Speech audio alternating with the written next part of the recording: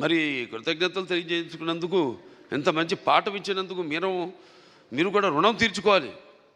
అంటే ఎప్పుడు అంటారు శత్రు రుణం, లేకపోతే మన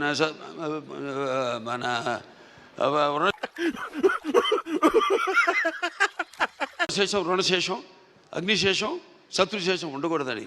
అలాగే ఈ శేషం కూడా మీరు ఉంచుకోకుండా ఏ ఉద్దేశంతో అయితే ఈ సినిమా తీసామో ఆ ఉద్దేశాన్ని మీరు పాటించాలి. మూర్తి గారు, ఇలాంటప్పుడే గుండె రాయి చేసుకోవాలి.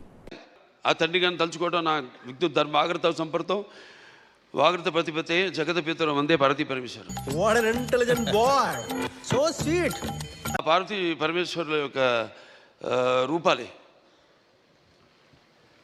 నగాత్ర పరమంత్ర నమాతు పరిదేవత నాహరే పరతస్రాత నానృతాత్ పాతకం పరం. సార్ ఏంటి సార్ అది? యస్మాత్ పార్థివదయ ప్రాదుర్భుతుల భక్తి గురుణ సంతుల మాంసే సహస్రం తస్మై సర్వజ్ఞ మూర్తే పిత్రే. కాదన్నయ్యా, నా వల్ల కాదు. అలాగే అక్కడ మన కాసర శ్యామ్ గారు అయితేనేమి, లేకపోతే మన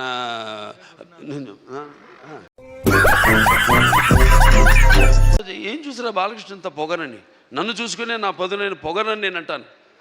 ఎవరిని చూసుకుని ఇంత ధైర్యం అని ఉలిక్కిపడి చేస్తుంటారు.